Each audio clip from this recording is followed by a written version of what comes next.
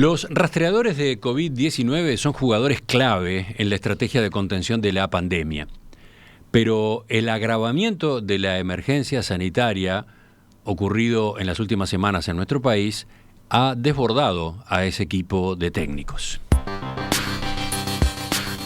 En los próximos días van a sumarse unos 100 médicos, la mitad ya jubilados, a partir de un llamado a voluntarios que realizó el Colegio Médico del Uruguay. ACE, la Administración de los Servicios de Salud del Estado, es quien está a cargo de la formación de ese grupo de profesionales. Vale la pena, a partir de esta noticia, repasar en qué consiste este servicio con el cual se sigue el hilo epidemiológico de las personas contagiadas con coronavirus y además conocer cómo van a operar estos nuevos rastreadores, estos que en los próximos días se añaden. Estamos con el doctor Eduardo Henderson, gerente general de ACE. Doctor Henderson, ¿qué tal? Buen día, gracias por acompañarnos. Buenos días, gracias a ustedes por la invitación, Emiliano. Lo encuentro trabajando en su casa, ¿no? Exactamente. ¿Cómo es el teletrabajo en el caso de un organismo como ACE? Bueno, nosotros en virtud de lo que viene ocurriendo, resolvimos en ACE de que todas las gerencias, las direcciones, tanto regionales, dirección de primer nivel, de cirugía, de pediatría, etcétera, trabajemos de esta manera, en burbujas. Entonces, el trabajo en burbuja supone que una burbuja no se junta nunca con la otra. Nosotros nos dividimos la mitad del personal de la gerencia general en una burbuja, la otra mitad en la otra. Vamos a trabajar en forma alternada y no nos juntamos entre nosotros. De esta manera, tratamos de que si hay un contacto y un grupo se tiene que aislar, se haga en el sentido, cuarentenar, se haga en el sentido de que no contagia uno al otro y no colapsa toda esa gerencia. Es muy interesante ese ejemplo que usted está describiendo de cómo enfrentar, cómo organizarse para que una institución, en este caso ACE, sufra lo menos posible ante la aparición de eventuales contactos y cuarentenas, ¿no? Claro. Claro, y en el caso de ACE además la responsabilidad que hay de por medio es enorme teniendo en cuenta el terreno en el que se mueve. Parece claro que conviene prever este tipo de contingencias. Exacto. Bueno, lo dejamos consignado allí, da para charlar en otro momento, pero vayamos al asunto que yo mencionaba en la introducción. El sistema de rastreos, señalaba yo, ha sido una pieza clave en Uruguay para la contención de la pandemia en los primeros meses de la emergencia sanitaria. ¿Usted puede explicar en 2 palabras ahora, brevemente, qué es lo que hacen los rastreadores de hilo epidemiológico? Yo seguramente que vaya a hacer siempre alusión soy una persona muy futbolera y hago alusión a siempre con temas de fútbol en este sentido. El sentido de que es muy difícil que uno triunfe en un objetivo teniendo solamente buenas figuras individuales. Acá se tiene que trabajar en equipo. Y el rastreo es parte del equipo. El rastreo en realidad lo que es parte de una estrategia, la estrategia Tetris muy conocida, que se hace test, rastreo y aislamiento, en la cual los equipos funcionan en armonía y tienen que funcionar como tal. Yo me quedé muy contento, realmente muy contento, y le envié un mensaje ayer y charlamos con el doctor Moratorio, que fue justamente una pieza importantísima en el tema del testeo, de realmente hacer diagnósticos por una técnica que sea segura, eficaz y realmente confiable. Pero por otro lado, eso que lo hace muy bien los laboratorios, luego sigue la etapa que la realiza el Ministerio de Salud Pública, que es el rastreo. ¿Qué es el rastreo? Es buscar, ante un caso confirmado o sospecha de brote, si hay, identificar casos, sean a nivel comunitario, a nivel intrafamiliar, a nivel laboral, a nivel institucional, y controlar la diseminación de la enfermedad. Bien, dentro de un rato vamos a entrar más en detalles si el tiempo lo permite, pero quiero agregar algo más antes de seguir. El Ministerio ha tenido siempre un equipo de rastreadores, ¿no? No se inventaron los rastreadores con esta pandemia. No, por supuesto. Lo decía el ministro Salinas, que cuando comenzó esto lo que había era 5 en el equipo de investigación epidemiológica y 1 por departamento. O sea que sumaban apenas 23 o 24 personas. Y luego tuvieron rápidamente, en el transcurso de la pandemia, que aumentar. Se llegó aproximadamente a 100, y ahora a través de ACE y por un lado un convenio con la Facultad de Medicina, se aportaron 40 estudiantes de medicina que hacen la misma tarea y son remunerados por créditos académicos. Es decir, que como la carrera de medicina tiene que tener créditos para llegar al final, que no son todos curriculares, sino que tiene que tener un 10% de créditos que sean de materias optativas o electivas, que son a elección del estudiante. Entonces se dio la oportunidad de crear una materia que permitiera créditos, y esa materia es esto. Nosotros los apoyamos de la misma forma que apoyamos al grupo de médicos a través de una capacitación. Nuestro equipo de la unidad de comunicaciones realizó videos a distintas personas, tanto en el primer nivel, en CTI, en cuidados moderados, en epidemiología. Esos videos se suben a una plataforma digital. Esa plataforma educativa va a permitir que tanto los estudiantes por un lado, como los médicos, tanto jubilados como voluntarios por otro, puedan acceder y son informados de esto. Entonces, la ganancia de ellos que tienen en esto, en este voluntariado que van a hacer ahora los médicos jubilados y los médicos voluntarios, es mucho más allá del hecho de servir al país, es su propia formación personal. Sí. Realmente Entonces, nosotros le damos las herramientas como para eso. Entonces, el Ministerio de Salud Pública tenía su equipo de rastreadores, hubo que reforzarlo ante esta emergencia sanitaria, la de COVID-19, pero ese plantel, el reforzado, resulta que tampoco alcanza. Con el crecimiento de los contagios, el trabajo ha ido complicándose. ¿Cuándo fue que se ideó esta campaña, la de reclutamiento junto al Colegio Médico del Uruguay? Yo no sé si ustedes recuerdan, pero al comienzo de la pandemia nosotros nos vimos, sale la aplicación Coronavirus UI, y eso tenía diferentes mesas de entrada.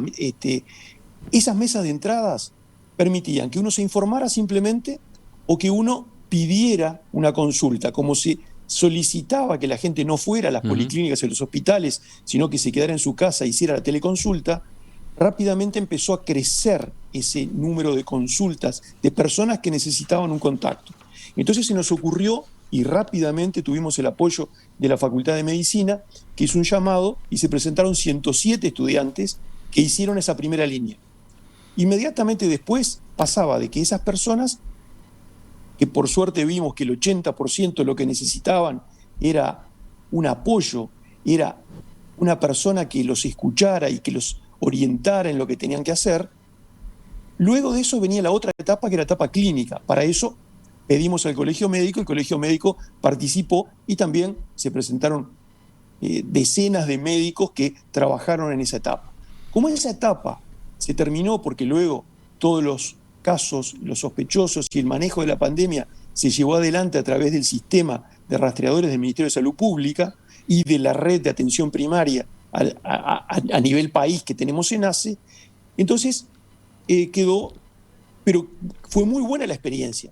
Entonces se nos ocurrió, y lo consultamos al doctor Leonardo Cipriani, presidente de ACE, para tratar de hacer lo mismo nuevamente.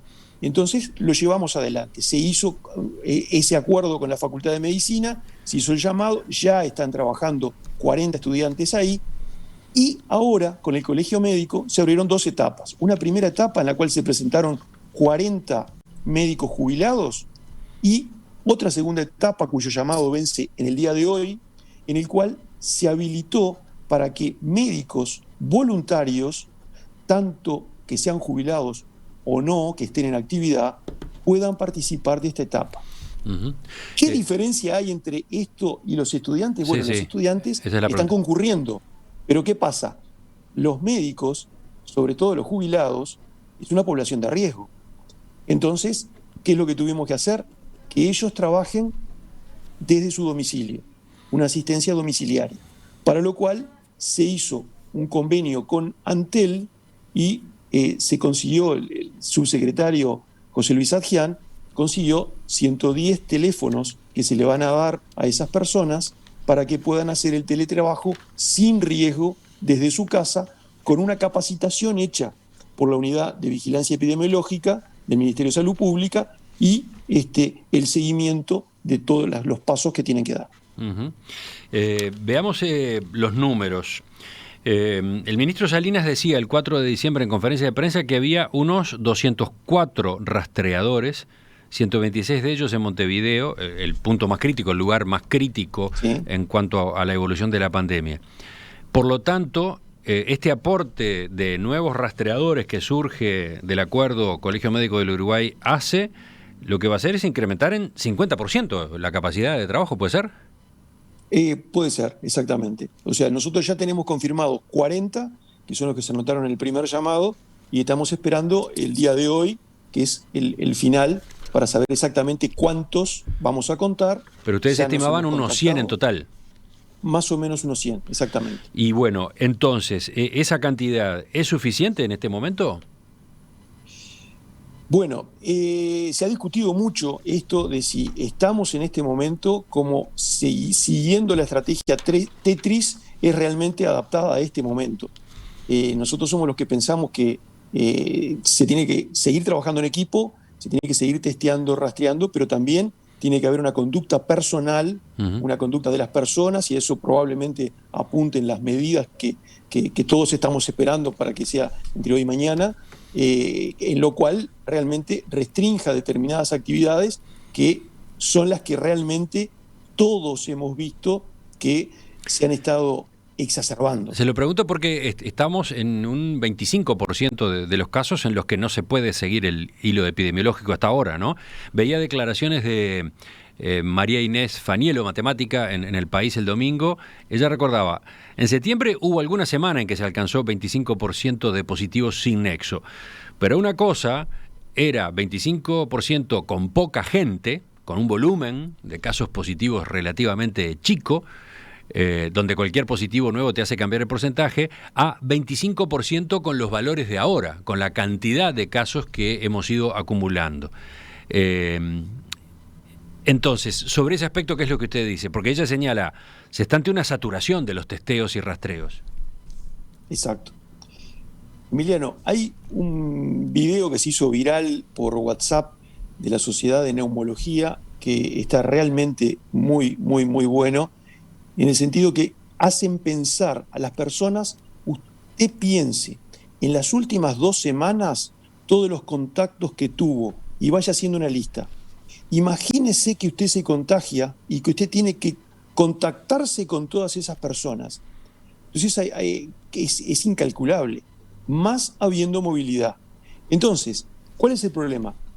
Cada persona, caso confirmado, genera entre 20 a 25 contactos que hay que ubicar, llamar, pedirle que entren en cuarentena, y ahí hay una diferencia entre lo que es cuarentena y lo que es aislamiento. O sea, la cuarentena es aquella persona que espera su 7º día de contacto para hacerse el hisopado, y el aislamiento es el caso confirmado, que tiene que quedar con determinadas características, por suerte, 95% en su casa. Entonces, ¿cuál es el tema? El tema es que si nosotros vemos la cifra de ayer, 400, si calculamos, no digo 25, 20, estamos hablando que ayer se generaron 8.000 contactos, solo ayer. Entonces, de esa manera, eso se suma a los casos que ya venían antes, y todavía se suman casos que no se conoce el contacto y los que venían de casos que no se conoce el contacto. Entonces realmente la situación es compleja desde ese punto de vista. Es muy difícil seguir la estrategia que veníamos llevando hasta ahora y que tanto éxito y tanta fama internacional nos había dado como un país que realmente había dominado el curso de la pandemia. En el momento actual, con los números que tenemos y con la situación realmente es muy difícil. Es difícil, pero entonces, porque la pregunta era si alcanzaba este refuerzo adicional que va a tener el equipo de rastreadores. Yo creo que va a ser muy importante, pero es lo mismo que con la vacuna. No se resuelve todo, que yo me vacuno y se acabó todo. O sea que es exactamente lo mismo. Es un elemento más. Es muy importante. Por ejemplo, nosotros no podemos jugarnos solo a los rastreadores. Tenemos que también aumentar la capacidad de testeo, la capacidad de rastreo. Nosotros ya empezamos, pero nos encontramos todos los días con alguna dificultad. Por ejemplo, la dificultad que tenemos ahora son los hisopos. Entonces, en determinado momento, los hisopos no dan abasto el número de hisopos que hay. Porque cualquiera dice, pero si yo voy a un supermercado y hay cotonet y puedo usar un cotonet. No, el hisopo tiene que tener un material especial que no inhiba la reproducción viral para analizarlo. Entonces, de esa manera, no es cualquier hisopo casero que yo pueda hacer. Tiene que ser hisopos de determinadas características. Entonces, tener los hisopos, tener el material de transporte del mismo y tener la capacidad de testeo de los laboratorios. No nos olvidemos que los laboratorios están trabajando permanentemente desde el 13 de marzo. En algún momento esa gente va a querer estar con su familia y tomarse alguna vacación. Y siempre le venimos diciendo, no, retrasar las vacaciones, retrasarlo, pero llega un momento en que esa capacidad de testeo se está cuestionando.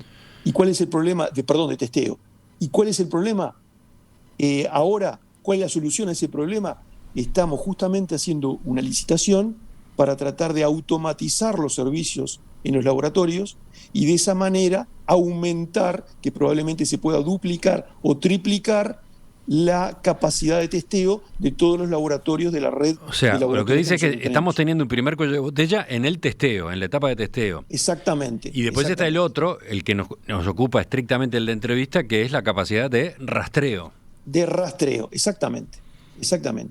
Por eso que yo les digo que es un juego de equipo, en la cual testeo, rastreo y luego el cumplimiento de las medidas, tanto de cuarentena como de aislamiento, que es la clave en todo. Todo ese conjunto de elementos es la clave del resultado de la pandemia. Me queda la duda, se están incorporando ahora entonces 100 rastreadores más. Sí. Puede ocurrir que no sean suficientes. ¿Cómo juegan las herramientas electrónicas? La aplicación coronavirus, ¿cómo juegan los mensajes de texto que también se mencionó en estos días que comienzan a utilizarse también como forma de notificación? Me gustaría que lo viéramos enseguida en el final de la entrevista. Ya volvemos, estamos en diálogo esta mañana en Perspectiva con el doctor Eduardo Henderson, gerente general de ACE. A partir de un acuerdo entre ACE, la Administración de los Servicios de Salud del Estado, y el Colegio Médico del Uruguay, se va a reforzar en estos días la red de rastreadores de COVID-19. Concretamente se van a sumar unos 100 médicos, la mitad ya jubilados, que se inscribieron en una campaña de captación de voluntarios. Unos 100 que van a sumarse a los 204 que había hasta ahora. ¿Qué cambio implica? ¿Cómo se lo forma? ¿Qué va a pasar de ahora en adelante con el rastreo en la estrategia de contención de la pandemia? Estamos conversando con el doctor Eduardo Henderson, gerente general de ACE. Doctor Henderson, tengo, a partir de lo que venimos charlando, consultas de los oyentes. Por ejemplo, esta pregunta que plantea Magela es un poco incómoda.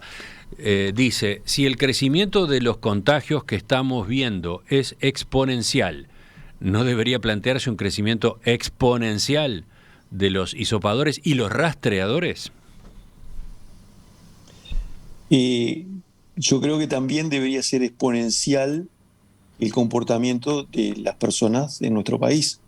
Si nosotros lográramos eso, seguramente no fuera necesario que el crecimiento de los rastreadores fuera exponencial. Yo creo que acá, si nosotros solamente vamos por un crecimiento exponencial de testeo y de rastreo, la estamos corriendo de atrás. Y va a ser difícil de que la alcancemos. Tiene que ser todos juntos, al unísono. Sí. Una conciencia en la población, un aumento en el testeo y un aumento en el rastreo. Pero bueno, volviendo a la pregunta, ¿Alcanza con esta cantidad de rastreadores que ahora se suman? Da la sensación de que es un paso, sin duda, pero que va a tener que seguir creciendo este equipo, ¿no? Sin duda, exactamente. La Eh, idea es esa, probablemente tenemos otras opciones, que es, por ejemplo, renovar el número de estudiantes haciendo otro nuevo llamado una vez que termine esta primera etapa a través de la Facultad de Medicina. Se pueden hacer nuevos llamados, que los mismos médicos jubilados puedan incentivar a otros que en esta instancia no se habían presentado para que lo puedan hacer, y renovando los equipos, pues no se olviden que es una tarea que realmente es agotadora. ¿Cuántas Todas horas las por día llamadas que trabaja tienen que un hacer. rastreador? ¿Cuántas horas van a trabajar estos, los nuevos, los médicos que se suman por este llamado, la mitad de ellos jubilados? En teoría, nosotros se les ha pedido 4 horas por día. Ajá. Es muy probable que sean algo más, 6, 8, depende de la persona. Siempre tenemos el mismo problema hasta ahora, ya nos pasó con los estudiantes y ahora, de que nadie quiere ni los turnos de la noche ni los fines de semana. ¿Tá? Eso es lógico. ¿Tá? Pero tratamos de que sea completo, que todos los días de la semana. Yo lo he luchado mucho cuando un laboratorio me dice que no trabaja el fin de semana o no quieren hisopar los fines de semana. Le digo, mientras no logremos un acuerdo con el virus que no ataque el fin de semana, tenemos que trabajar igual, sea sábado, Sí, domingo, sí. feriado. Ahora, pero estamos hablando de rastreadores voluntarios en este caso. Quiero En el decir, caso de honorarios. bueno, tenemos más o menos de los números que usted planteó, tenemos más o menos unos 150 que no son honorarios. Hay 40 estudiantes que sí son honorarios, que son por créditos académicos, y todos estos médicos, en el acuerdo con el colegio médico, son honorarios. O sea, estos que se suman ahora, tanto los jubilados como los que no son jubilados, estos médicos van a trabajar de manera honoraria. Honoraria, voluntaria, exactamente. Primero, es bueno saberlo, ¿no? Es bueno conocerlo para valorarlo, ¿no? Están todos estos profesionales contribuyendo con su tarea a la contención de la pandemia en Uruguay. Segundo, está el problema ese que usted decía, cómo se les exige, ¿no? Si es en esas condiciones que trabajan, ¿cómo es que se les exige que tomen el turno de la noche o que trabajen también en el fin de semana, ¿no? Exacto. Ahora, Emiliano, fíjese si será cambiante esto y la movilidad que tiene. Nuestra idea nace original, y lo habíamos conversado con las autoridades de la Facultad de Medicina, era que los estudiantes pudieran hacer no solamente los llamados como rastreadores, sino que iba más allá la propuesta, era poner autos, tanto de ACE como del Ministerio de Salud Pública, que contribuyeran a hacer un rastreo, a constatar de que las personas que tienen que estar, sea en cuarentena, sea en aislamiento, realmente lo estén cumpliendo. Entonces hacer una forma aleatoria, ir a determinadas casas donde deberían estar las personas. ¿Y qué es lo que ha pasado? Es que con el incremento de casos, con la cantidad de casos activos que hay, sobre todo en Montevideo y Canelones, ¿qué es lo que nos ocurre? Es que tenemos que disminuir los riesgos de esas personas. Entonces, eso no se ha podido instrumentar todavía. Usted toca un aspecto crítico que siempre aparece con las consultas de los oyentes, ¿no? ¿Quién controla que las cuarentenas o los aislamientos se cumplan, ¿no? Usted dice que en principio los rastreadores también tenían que ocuparse de eso.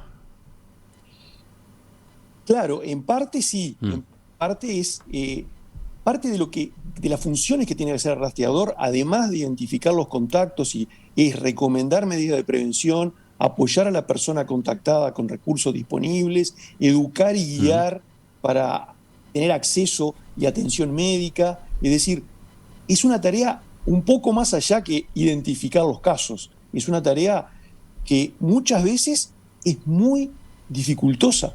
Por ejemplo, yo tengo un positivo que es un número de cédula. Entonces, si esa persona en su prestador no tiene actualizado los datos de su teléfono, yo no tengo otra que ir a la casa porque tengo que llamar a un vecino, y así ha ocurrido. Así ha pasado que hay miles de llamadas por día. Porque tratar de ubicar a las personas, cuando se dice no se tiene el nexo epidemiológico y se piensa, no, se perdió. No, muchas veces es porque la persona, la georreferenciación en ACE alcanza el 50%. ¿Qué quiere decir? Viendo el medio vaso vacío, hay 50% de las personas que no las tenemos georreferenciadas. Entonces necesitamos un contacto, un familiar, alguien que viva en la zona que nos pueda proporcionar eso para tratar de hacerlo. Muchas veces identificar un contacto supone un tiempo enorme. Y de vuelta, es interesante lo que usted está comentando, son aspectos que probablemente no conocemos, no conocíamos. La tarea tiene una enorme complejidad, en este caso desde el punto de vista de la comunicación, nada menos que de la comunicación. Exacto, exactamente. Por ejemplo, yo le digo, Canadá, por ejemplo, que yo tengo mucho contacto y viví un tiempo allá, ha establecido la obligatoriedad que la persona que tiene que ser o cuarentena o aislamiento tenga que tener un teléfono fijo. Y las personas son llamadas todos los días a distintos horarios al teléfono fijo, porque saben que, salvo el jardín, no se lo puede llevar a otro lado. Está bien, está bien. Esa es una manera de acotar la posibilidad de una respuesta engañosa, ¿no? Exactamente. Pero ha ocurrido. Sí. Acá no se ha llegado a ese extremo, entonces. No se ha llegado a ese extremo, ¿no? No se ha llegado, pero lamentablemente hemos recibido todos los equipos denuncias o por lo menos comentarios de que hay personas que vienen del extranjero y que no cumplen la cuarentena, o porque van a la playa, o porque van al supermercado, o porque van a hacer compras, y bueno, se han contactado aproximadamente entre un 15 y un 20-25% de personas que no cumplen la cuarentena indicada. Eso se ha contactado. Por lo que usted comentaba hace unos minutos, en cuanto a que en muchos casos no se tiene el teléfono celular de la persona, bueno, este sistema que ahora se está implementando de mandar mensajes de texto tampoco va a funcionar de manera completa, ¿no? Bueno, por eso la importancia de que todos pudiéramos estar en la app Coronavirus UI. Y además sé que se está trabajando, AGESIC, Salud UI, están trabajando en un sistema de rastreo que va a permitir eso, o sea, que la persona, o sea al ingreso del país, o cuando se contacte un brote, cuando es contactado, tenga que tener seguramente el teléfono en el cual va a estar conectado. Pero claro, ¿cuál es el problema? Echa la ley, echa la trampa. Pasa de que si yo tengo mi celular y quiero irme al supermercado, dejo el celular en casa. Entonces, para la gente es como que la persona quedó en su casa. O sea que tenemos permanentemente que ir buscando nuevas formas de herramienta y tratando de llevar adelante el objetivo fundamental que tiene el rastreo, es asegurar la calidad de la vigilancia, tratar de mantener la enfermedad en determinados lugares y que eso no se expanda. Sí, se siguen acumulando las preguntas de los oyentes a propósito de estos desafíos que tiene la tarea que lleva a cabo el equipo de rastreadores y cómo enfrentarlos, cómo superarlos. Pero para terminar, le consulto. Está claro que se necesita más gente, se va a necesitar más gente. ¿Se está pensando recurrir a otros ámbitos? Por ejemplo, acá tengo un oyente que dice: yo soy arquitecto jubilado, quiero ayudar, ¿es posible? Y después está la pregunta a propósito de si no se piensa hacer convenios también con las universidades privadas que tienen carreras de medicina. Sí, eso se ha hablado. Se ha hablado también a través de, por ejemplo, facultad de enfermería, escuelas de enfermería. Siempre la primera etapa se ha vinculado más que nada a sectores de salud, pero es cierto lo que dice el oyente con respecto a distintos profesionales que puedan colaborar con esto. Yo pienso que sí. Nosotros justamente, el primer llamado del Colegio Médico era solamente para médicos jubilados. Como hubieron muchas llamadas de médicos que estaban en actividad que también querían sumarse, lo conversamos con el presidente del Colegio Médico, el doctor Blanco Rodríguez, y resolvimos hacer un nuevo llamado justamente para permitir que otros médicos lo hicieran. Creo que es muy probable que también otros profesionales pudieran incorporarse, y si no, abiertamente cualquier persona que pueda cumplir un compromiso de ese tipo. Existe un contrato de voluntariado, el cual lo estamos haciendo, en el cual hay determinado compromiso en que eso no genera remuneración, pero genera un determinado compromiso en la tarea a cumplir. ¿Y lo otro, lo de universidades privadas? Sí, por supuesto, se ha hablado también, ¿cómo no? Se ha recibido tanto del CLAE como de la Universidad Católica, por ejemplo, propuestas en ese sentido, que se están analizando. Doctor Eduardo Henderson, gerente general de ACE, le agradezco su participación esta mañana, sus respuestas a estas preguntas, suerte en la tarea. Volvemos a conversar en cualquier momento en estos días, ¿le parece? ¿Cómo no, Emiliano? Muchas gracias. De la audiencia han llegado una cantidad de preguntas muy específicas a propósito de cómo es la tarea del rastreador y cómo se produce el intercambio con la persona a la que llaman para pasarle las indicaciones, para realizarle preguntas. Bueno, al respecto vamos a publicar en nuestro sitio web como complemento de la entrevista un archivo de la página del Ministerio de Salud Pública que tiene justamente todos los pormenores en esta materia. Allí ustedes van a poder sacarse, creo, esas dudas.